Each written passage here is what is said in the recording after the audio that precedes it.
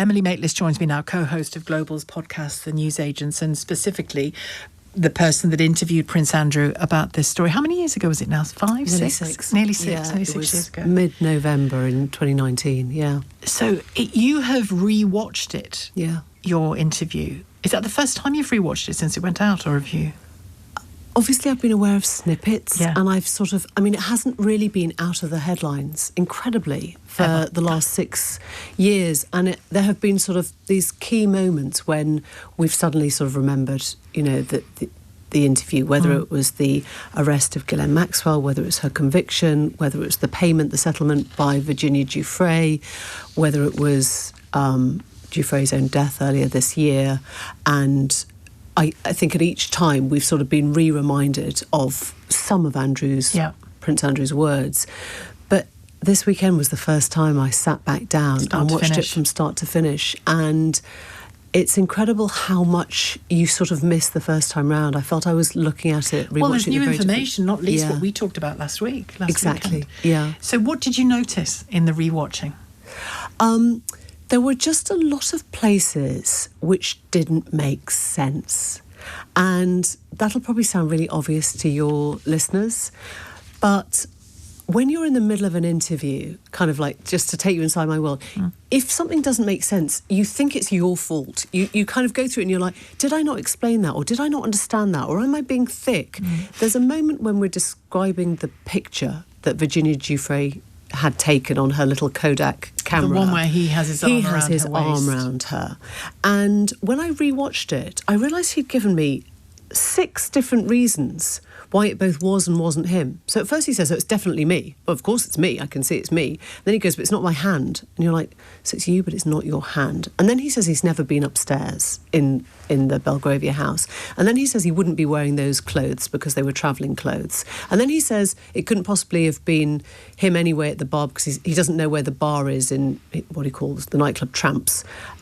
So he's never been to the bar. There are so many things that... Like a lot of flack almost. I described it as just trying to hold jelly, and rewatching it, I went back into that frame of mind, and I remember thinking at that point, I'm losing this conversation. I don't understand. Is he saying the phone? Just say it. If you think the photographs are fake, tell me it's a fake. Yeah. If you think that somebody has literally digitally enhanced a hand, say that. But he kind of was throwing everything at it in the hope that I'd change tack or stop asking about it. And instead of stopping, I was like, no, I don't understand. Was that you? Why wouldn't it have been you?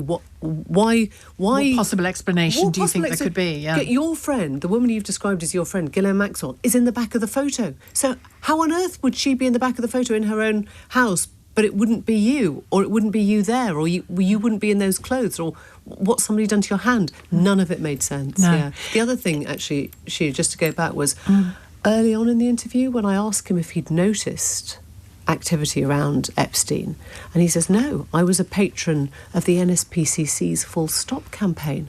I would have known about child abuse. That's I would right, have seen it. And so you're kind of reminded that this was a man who'd been patron of a child abuse charity and cause. And yet he's described the Manhattan townhouse as like a railway station, right? People coming and going the whole time. That's not normal. No. If people are coming and going the whole time, if somebody's home is a railway station, what on earth's going on, right? And also to mention, I'd forgotten the NSPCC thing, to mention that is interesting as well, isn't it? Because he's saying, I would be well aware of abuse, and yet failing to answer questions around abuse. You also noticed, and I think this connects to what we were speaking about last week, he told you that he'd ended the friendship in person in the November, and then it turned out from these emails that emerged last weekend that he saw him again in the February, was it February or the March of the following year. And you noticed more as well, didn't you, that what he said in that supposed conversation that he had, do we know whether he did or he didn't? We don't really know. But he said it's all about the scrutiny around me. Yeah. That was his concern, not I really need to end this friendship. Yeah, it was quite confusing, that, because he'd been very categorical with me in the interview that the friendship ended in December 2019. And sometimes all you have to do is you have to sort of say, well, what did you say? Or what was Epstein's response? And he inadvertently told me in that interview that he thought there would be too much scrutiny on him. And I sort of came away this time realising that actually that's not the sign of somebody who says, knowing what I know about you now, I don't want to continue this friendship. Yeah. It's somebody who's thinking, I can't be seen with you.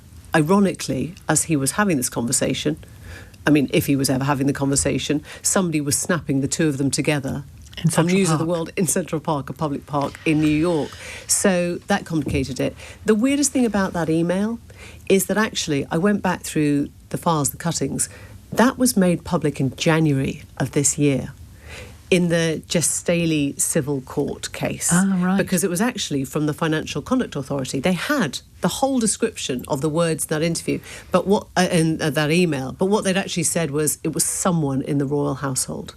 So what happened last week was the Sun, I think the news that the Daily nailed Mail that it was Prince Andrew. Said it was Prince Andrew. And that's why all the pieces kind of come together. And if people are losing track when you say that email, the email in which it was clear that he'd met him in February of the following year, if I said, let's play some more soon, that email, the one that came out in February, which suggested he'd never broken off the friendship in December. We spoke about that turn of phrase last week, didn't we? And when I read some of the excerpts from Victoria's book, Virginia's book,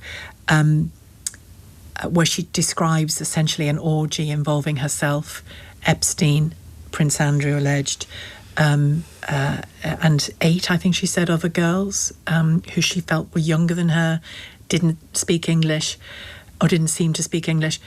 I mean, that Let's Play Together has an even more sort of awful resonance, doesn't it, when you see that description?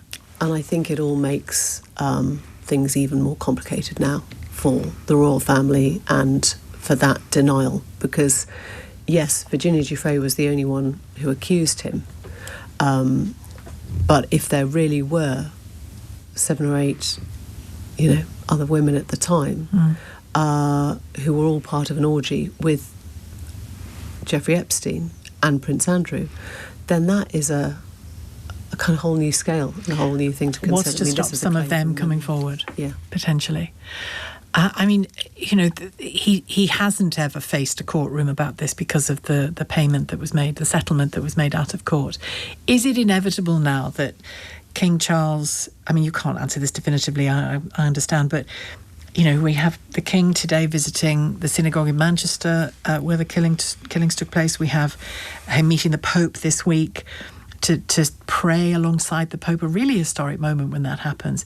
And yet all of it is overshadowed by this, isn't it? Yeah. I mean, I think, my sense is that the palace would prefer him to do a profumo, Disappear. In other words, go and disappear, go and clean toilets, go and do something civic and helpful and useful out of public life, out of the public eye for a while. And stop being so indulged.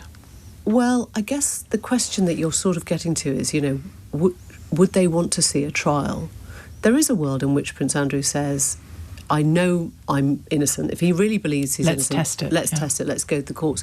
But again, what does that do for the royal family? It's an absolute circus. I mean, it would be, that you would never, ever stop talking about it for the whole duration. And there are questions now around the 12 million. Exactly what was that money made up of, the payment.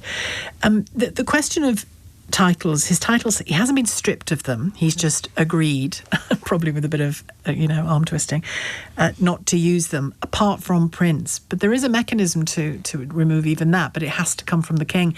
And we know already that William is the tougher nut on this than Charles.